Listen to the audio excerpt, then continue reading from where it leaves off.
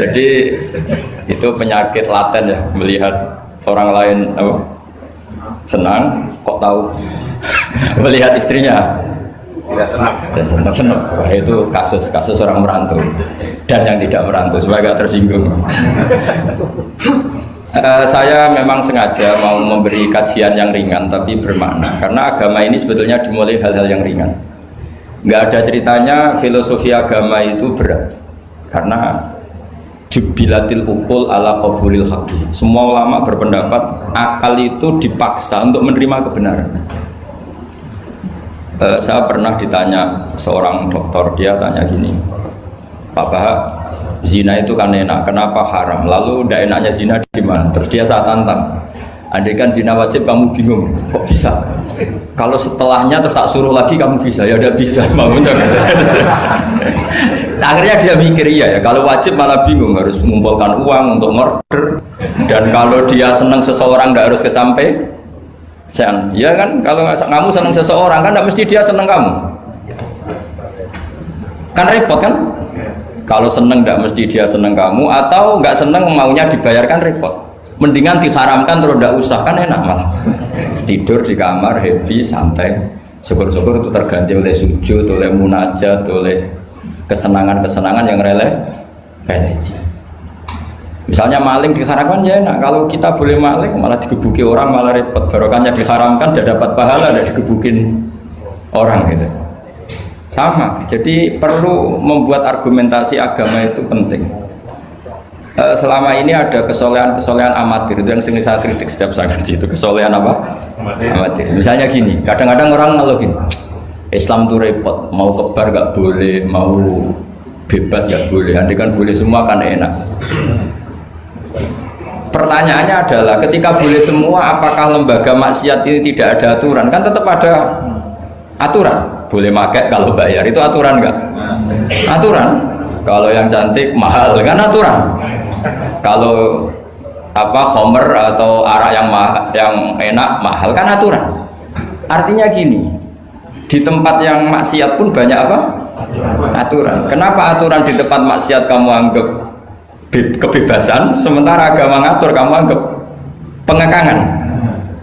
Nah, ini namanya soleh amatir apa? Soleh amatir itu yang latihan soleh. Tapi kalau solehnya sudah lama, kayak saya ini masuk soleh sudah lama, tidak tahu saya. Dari Gus Bak Syukur yang nggak seneng namanya akan komentari ujub, ya sudahlah itu biasa manusia seperti itu. Seperti sama merengut, yang senang akan bilang pemikir serius, yang nggak seneng mau kok merengut aja. Orang ita itu ya gitu, yang seneng bilang wah itu sibuk ngalor ngidul, yang nggak seneng kan bilang wah ita itu. Jadi itu kan nggak usah dipikir lah, komentar orang itu nggak usah dipikir. Jadi ini penting saya utarakan. Sehingga saya berpikir, terutama untuk zaman akhir, saya ulang lagi terutama untuk zaman akhir. Saya buktikan sekian ayat. Sebenarnya saya hafal Quran, tapi ini tak bawa Qurannya supaya nanti kamu bisa nyari ayatnya. Syukur-syukur kamu bisa nyanyi saya hafal Quran, bagus ini. Kalau enggak ya kacau ya. Sekarang banyak orang bantah apa orang hafal Quran, dia sendiri nggak hafal. Saya sering di Jogja. Saya mau tanya tafsir sama jenengan, karena tafsir Kemenak itu ada kesalahan sekian 2000 itu, tak tanya kamu apa Quran enggak? Aduh repot ini kata saya. Ini kayak Tyson tinju sama Elias Pikal gitu. Kalau kelasnya enggak sama mati soalnya kan.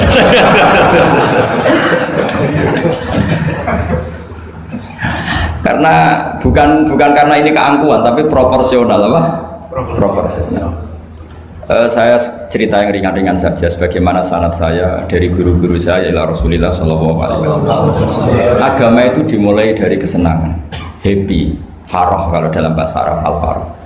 Ayatnya jelas, qul bi fadlillah wa bi rahmatih fa bidzalika falyafrahu. Ingat Muhammad dengan fadl Allah, anugerah Allah dan rahmatnya, kemudian dengan itu kamu harus senang.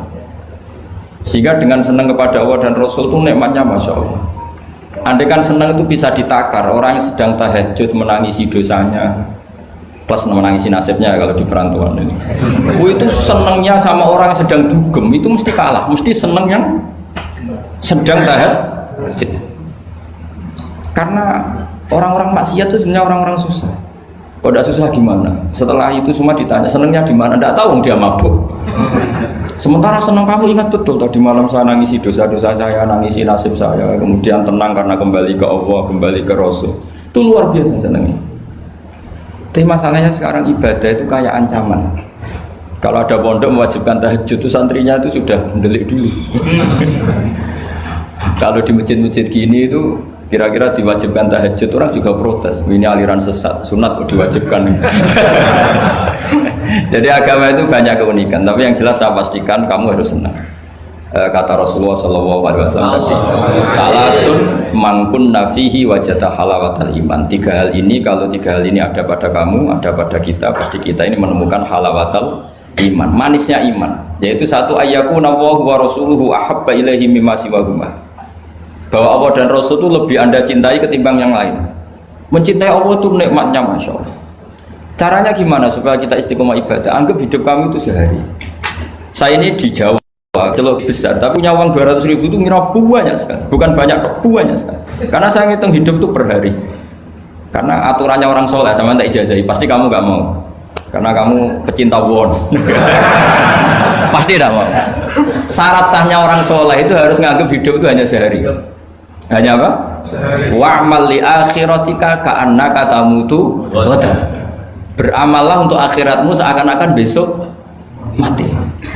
Coba kamu yang di perantauan, bayangkan maksiat sampai 60 tahun ke depan kan berat. Sampai seminggu saja kira-kira berat kan. Tapi kalau bayangkan saya tidak akan maksiat semalam ini karena besok saya mati, sukses. Besok berpikir gitu lagi, saya tidak akan maksiat kan hanya sehari. Ternyata besok hidup lagi. Berpikir gitu lagi, tahu-tahu mati betulan setelah 60 tahun. Jadi itu apa ya, satu konsep dari Rasulullah supaya orang itu meninggalkan maksiat itu ringan karena bayangannya hidup banyak. Coba yang ahli maksiat itu diberitahu besok kamu mati, kira-kira malamnya maksiat enggak? Kamu maksiat itu karena bayangkan hidup masih lama. Makanya kata Quran, wahai orang-orang yang beriman, alam yakni lil ladzina amanu an takhsha qulubuhum li dzikrillah wa ma nazala minal haq. Orang-orang iman tuh sudah saatnya khusyuk. Kamu jangan seperti orang-orang dulu. Orang-orang dulu fatola alaihimul amatu faqasat qulubuhum. Orang itu menjadi wangkot, menjadi keras hatinya karena merasa hidupnya itu panjang. Ini penting, ini konsep-konsep yang ada di hadis sahih. Jadi tidak perlu kamu soal ini sahih apa enggak, tak pastikan sahih. Saya ini baca hadis lama sekali. Jadi yang nyoal harus imbang. Kalau enggak kayak Tyson dengan Elias Pikal. Supaya clear, supaya jelas. Saya sering ketemu para pemikir di Jogja dan berkali-kali saya bilang harusnya diskusi itu imbang. Ini bukan karena keangkuhan tapi karena proper. Awal maksiat itu dimulai karena tidak senang tercari kesenangan dan pilihannya maksiat. Coba kalau kesenangan itu ada pada Tuhan, itu luar biasa. Sampai Rasulullah itu menggambarkan ketaatan yang baik itu. Ada hadis yang mungkin kalau orang Jogja, orang Solo itu tidak siap karena agak priayi. Nabi pernah ngendikan, wa fi buti ahadikum shadaqah. Kamu ngeloni istri kamu itu ya sedekah. Sahabat ya tanya, ayati ahaduna syahwatahu wa walahu ajrun. Yang benar aja ya Rasulullah, masa urusan seks, urusan biologis kemudian dia dapat apa? Pahala. Nabi jawabnya ringan saja, alaihi salawatu aha fi haramin akana alaihi wisrun. Kalau yang digauli itu istri orang atau yang enggak zaujahnya, enggak istrinya, apa dia ada dosa? Ya dosa ya Rasulullah. Fakadzalika kalau wadu'a fi halalin kana lahu ajrnya. Begitulah kalau dia kalau salah letak haram, kalau tepat sasaran ya halal. Segampang itu ibadah itu. Jadi ngumpulin istri ibadah, nimang anak ibadah, ngaji begini ibadah, meskipun nggak paham, nggak ada syaratnya paham. Yang menyenangkan dalam Islam kan gitu, ngaji itu udah harus paham. Yang penting datang, pura-pura paham, selesai. Bahkan saya pernah dibully oleh santri itu, ya agak kurang ajar santri itu. Ya santri gak jenengan-jenengan, santri tua-tua gitu. Itu Gus, jenengan sama saya nanti di surganya dulu saya. Kenapa? Karena kata Rasulullah SAW itu man salaka tariqan yaltamisu fihi ilman sahalallahu lahu tariqan ilal jannah. Orang yang mengambah jalan, yang mencari jalan, berjuang sekolah, nyari ilmu. Nyari yaltamisu itu maknanya nyari iltimas. Maka orang yang mencari ilmu itu sahalallahu lahu tariqan ilal jannah, akan dimudahkan jalan ke surga. Itu yang nyari loh Gus. Kalau sudah ketemu kayak jenengan tidak masuk hadis itu. Makanya bersenanglah yang sedang nyari tapi belum ketemu. Karena hadis itu untuk yang masih mencari. Itu pasti sampai Anda saya. Wah saya mikir, wah ini nyari hadis apa yang bela saya? Karena hadis ini itu tidak mihak saya, nggak mihak yang sudah ketemu. Yang namanya nyari kan belum ketemu, maka bergembiralah yang nyari ilmu udah alim-alim. Karena syaratnya, ya kan? Man salaka tariqan yaltamisu fihi ilman sahhalallahu lahu tariqan ilal jannah. Siapa yang berjalan atau menempuh satu perjalanan mencari ilmu. Di mana-mana mencari itu sudah ketemu belum? Belum. Berarti kiai masuk hadis itu enggak? Alhamdulillah. Karena kiainya sudah ketemu maka bergembiralah jenengan saat tidak paham, artinya masih mencari. Makanya kalau mau paham jangan paham. Karena saya ini kebetulan memang peneliti hadis dan saya banyak menghafal hadis karena saya suka dengan kalimat-kalimat jamiah, kalimat-kalimat yang komplit dari Rasulullah SAW. Sehingga ngapalkan hadis saya itu banyak dan imbang itu ya balance kalau dalam bahasa inteleknya itu. Saya termasuk menghafalkan hadis wa innal alima la yastaghfiru lahu man fis samawati wa man fil ardi hatta al-khitan fil bahr.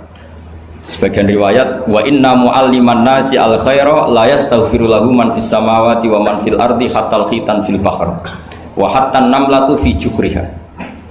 Ini hadis tandingan. Jadi yang tandingan tidak hanya 01, 02, hadis juga ada hadis apa? Tandingan. Tidak apa-apa, ilmu itu memang butuh apa? Butuh perimbangan ya, butuh balance. Nggak boleh ilmu, tapi karena ilmu nggak pantas diomongkan tandingan gitu aja. Kata saya ada hadis yang bunyinya gini. Wa innal alima, orang alim itu akan dimintakan ampun oleh penduduk langit. Jadi semua malaikat Jibril dan Mikail, semoga termasuk Israel, itu memintakan maaf untuk orang alim, tidak yang belum alim. Itu kamu tidak masuk hadis itu. Keren mana?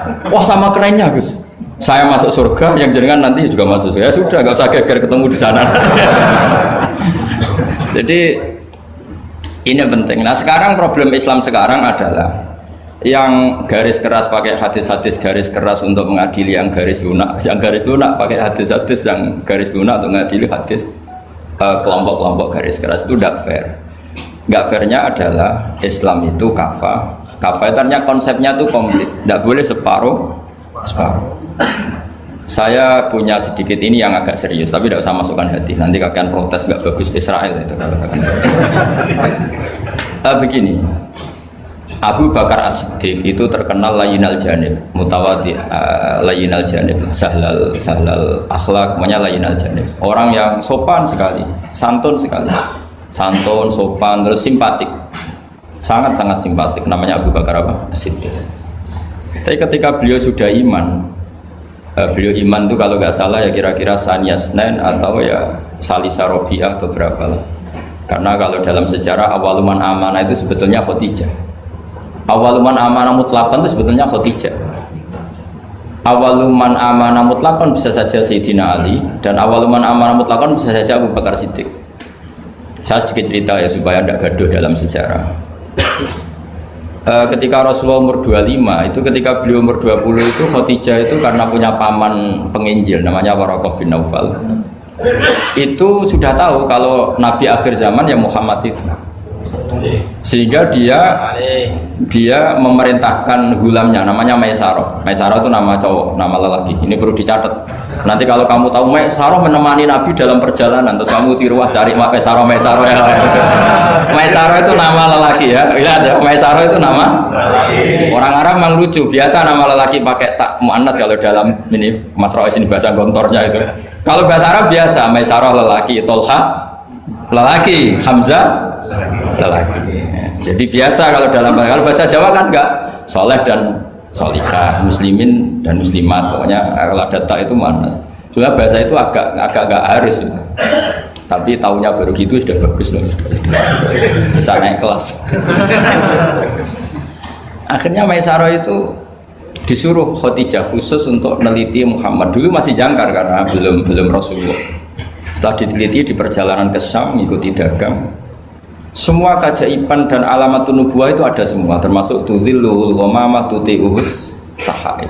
Setiap perjalanan yang terik itu matahari pas apa? Ghamamah itu apa? mendung mengayomi Nabi. Saya termasuk orang yang ditakdir pernah di pohon tua yang dulu jadi alamat nubuah. Di Jericho itu ada pohon tertua di dunia. Pas saat di situ malah ada film dokumenter Kristen pas itu. Karena pohon itu semua nabi pernah duduk di situ, termasuk Nabi Isa dan Nabi Muhammad SAW. Dan itu para pendeta tahu reaksi pohon. Jadi kalau duduk, kalau sampai yang duduk pohonnya agak reaksi biasa saja. Tapi kalau nabi yang duduk itu akan direaksi. Misalnya nabi duduk di barat, kemudian matahari teriknya dari barat, pohon itu akan pindah ke barat supaya geser. Sehingga rohibu khairah itu tahu ini calon nabi sesuai definisi atau kriteria yang ada. Singkat cerita, setelah Maisarah lapor sekian alamat nabi itu diceritakan Khadijah, terus nabi ketika umur 25 dia memantapkan diri untuk nikah sama orang yang bernama Muhammad. Tapi Khadijah itu mulai agak kecewa. Kok nggak jadi nabi, biasa-biasa saja, tetap dagang saja, nabi tetap dagang, hanya tentu tetap punya sifat amanat, kredibilitas dijaga, semuanya terjaga, tapi nggak ada alamat nabi yang ekstrim lah, yang sehingga Khadijah mulai mamang ini kapan jadi nabi ini, kok gini-gini aja ya.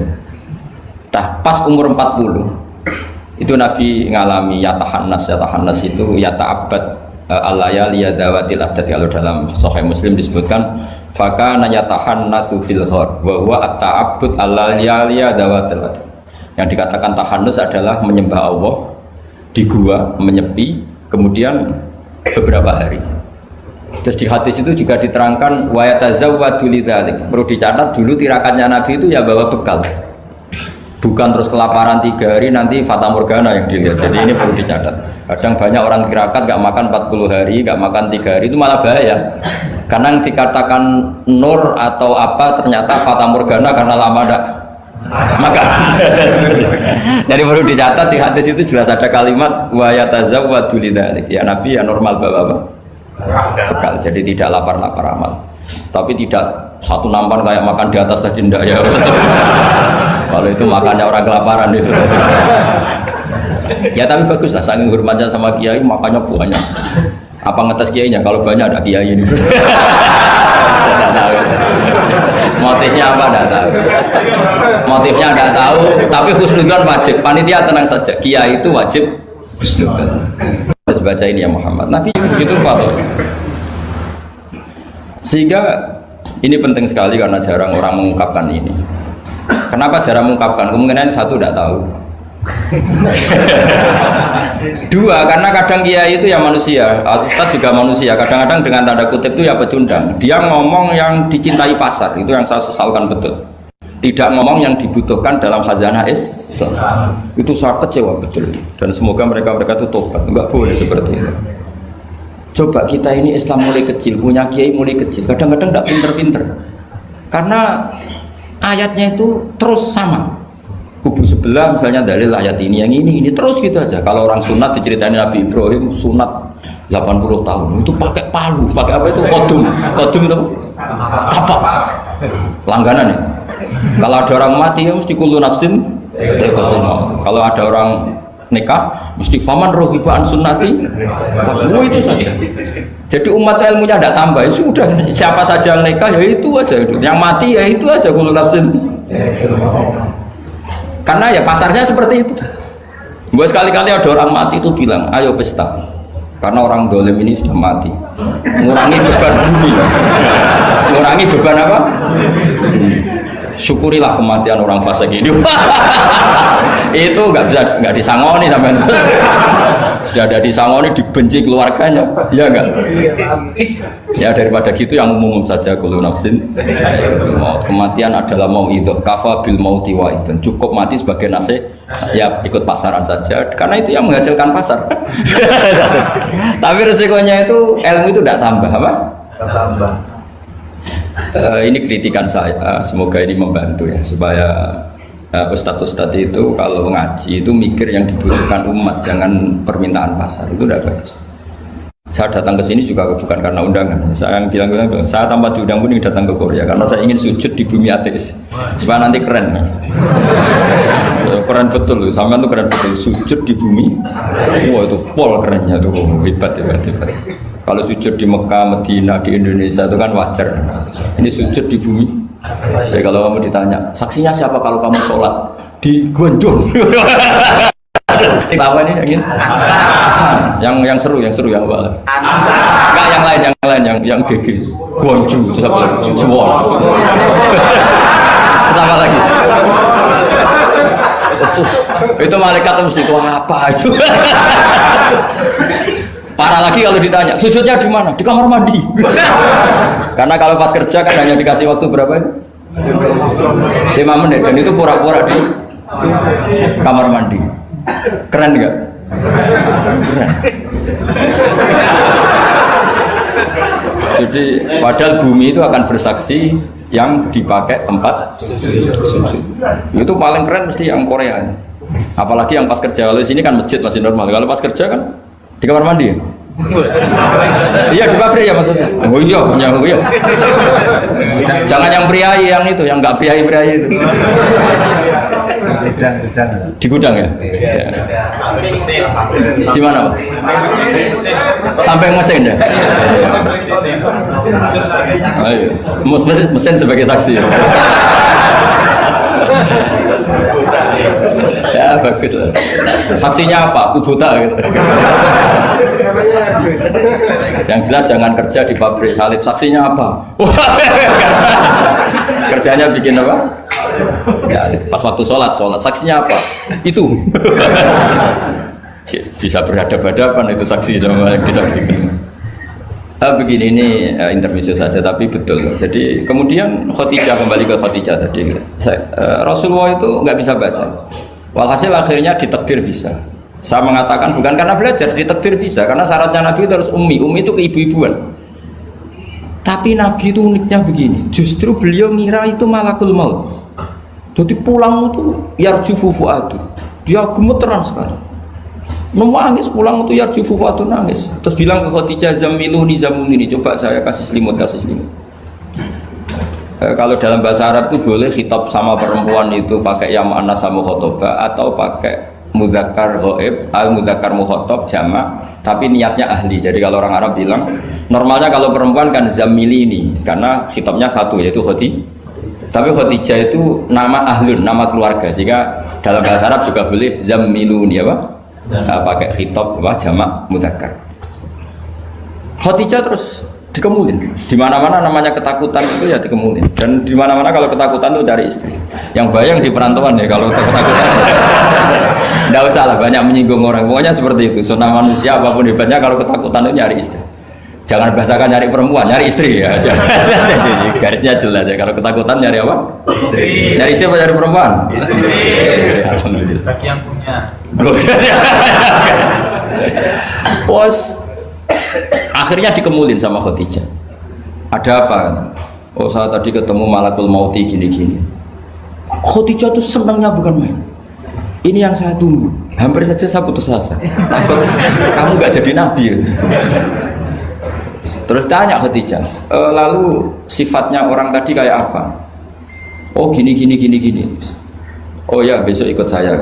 Didatangkan ke Waraqah bin Naufal. Dalam Bukhari disebutkan wa kana imro'an tanassara fil jahiliyah wa yaktubu minal injil masyaallah ayaktub. Waraqah bin Naufal itu penginjil. Dia menerjemah Injil dari bahasa Ibrani menjadi bahasa apa? Ketika Rasulullah ditanya, ma ra'aita itu, madza tara? Apa yang kamu lihat? Terus Nabi cerita itu. Terus kata Waraqah bin Naufal, hadan namus alladzi ja'a bihi Musa. Bahasa lainnya malak itu namus dan namus alladzi ja'a bihi Musa. Uniknya itu tahun awal nubuwah ya, tahun awal apa? Nubuwah. Itu uniknya Waraqah itu bilang begini. Ini Waraqah bin Naufal bilang gini. Doakan saya ini masih hidup. Khina akhrajaka qaum, ketika kaum kamu musir kamu.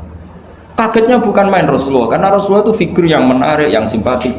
Beliau putra tokoh Muhammad bin Abdullah bin Abdul Muttalib bin Hashim, tokoh yang sangat dihormati. Beliau tidak punya kasus, beliau tidak orang yang dibenci, beliau orang yang sangat menarik. Kenapa harus ngalami diusir? Maka Rasulullah tanya, awamu khrijiyahu, masa betul umat saya mau mengusir saya? Tapi siapa? Waraqah tetap bilang, ya letani fiyajat anhina akhrajaka qaum. Doakan semoga saya ini masih kuat ketika engkau diusir kaum. Ini sekalian latihan bahasa Arab karena sama nama latihan bikin mesin saja ini ambil latih bahasa Arab. Bahasa Korea ya. Akhirnya kata Waraqah bin Naufal, tidak ada orang yang alami seperti kamu kecuali pasti akan diusir. Falam yalbas yasiron illa antum. Terus kemudian Waraqah tidak lama kemudian meninggal. Ya, yang penting dari ini semua apa? Waraqah itu membaca kriteria para nabi itu pas sekali dan akhirnya tahun 13 nubuwah Rasulullah mengalami diusir. Kan beliau hijrah itu 13 tahun dari nubuwah, kira-kira umur 53 berapa? 53. Tapi Waraqah sudah mengatakan itu di tahun pertama Rasulullah menjadi nabi, karena definisi nabi itu harus pernah diusir. Maka kalau sampai mengalami diusir oleh nasib itu ya ada alamat. Cuma itu udah alamat nubuwah, alamat terlantar. Jadi itu bedanya. Karena yang nabi sudah ditutup, nggak ada peluang lagi. Jadi, nah, Khadijah itu masih gak terima, padahal beliau sudah mendapat sekian alamat tadi. Tudzilluhul ghamama tuti'u sahab, ada sekian alamat. Tesnya sudah lulus semua. Rasulullah tadi Maisarah menyaksikan apa, dinaungi oleh apa, mendung tadi, macam-macam. Khadijah itu masih dengan tanda kutip masih agak-agak beli, masih cari definisi yang ini agak absurd lah. Kata Khadijah gini, ya Muhammad, ya Rasulullah, kalau kamu kedatangan teman kamu itu, kalau bilang sohibuka, nanti cerita ke saya. Ya kata Nabi. Nabi itu lugu, nggak ngerti kalau itu dites. Ya katanya. Suatu saat Jibril datang ke Rasulullah. Ini malak, ini Jibril, ini teman saya datang. Ya Nabi kadang istilahkan Jibril itu temannya. Ini teman saya datang. Oh iya. Terus Khadijah dekat Rasulullah, pas Rasulullah agak-agak dipangku manja. Fakasyafat an auratiha, sebagian auratnya Khadijah itu dibuka. Sama tidak usah bayangkan kelihatan apanya itu. Makanya saya bilang agak absurd. Ya kira-kira pupunya saja lah yang lebih mudah. Tidak lebih dari itu, jangan macam-macam. Wah, akhirnya terus ditanya, Khadijah tanya, temanmu masih? Tidak, lari. Akhirnya Khadijah ditutup lagi. Khadijah nggak tahu ada Jibril, nggak tahu. Ditutup lagi. Sekarang temanmu di mana? Oh sekarang datang lagi. Oh Nabi diambungi sempurna. Ini yang saya tunggu-tunggu, Kang. Itu malaikat betul, bukan setan. Karena kalau setan tahu aurat kamu tahu. Artinya apa? Dalailun nubuwah itu dikaji sedemikian rupa oleh Khadijah karena beliau ponakan dari penginjil, yaitu Waraqah bin. Tentu zaman itu Injil masih orisinil, bukan kayak yang sekarang Lukas Matius. Tentu jadi Injil di sini bukan konotasi yang muharraf, yang apa? Enggak orisinil ya, tentu yang masih apa? Orisinil. Jadi semuanya mengarah ke pembenaran terhadap kenabian Rasulullah Muhammad SAW. Jadi Khadijah tambah mantap. Jadi Nabi dites itu ada tahu ya lugu saja. Temanmu masih lari. Terus setelah ditutup lagi, temanmu ada. Oh iya ya sekarang ada lagi. Wah ya Nabi betul. Absyir ya Muhammad, kamu harus senang, itu malaikat betul. Kalau setan tidak seperti itu. Oh, kalau ada aurat senangnya bukan main. Nah, melihat awal, saya ulang lagi ya, melihat awal dialek kenabian itu hanya dengan Khadijah karena dia keluarga terdekat beliau. Maka sebetulnya awaluman amanah mutlakon itu sebetulnya itu hampir semua ulama bilang itu Khadijah, bukan Abu Bakar. Tapi melihat peran Abu Bakar yang begitu sentral dalam mengawal Islam, orang bilang Abu Bakar. Melihat Sayyidina Ali teman kecilnya Rasulullah, orang bilang Ali.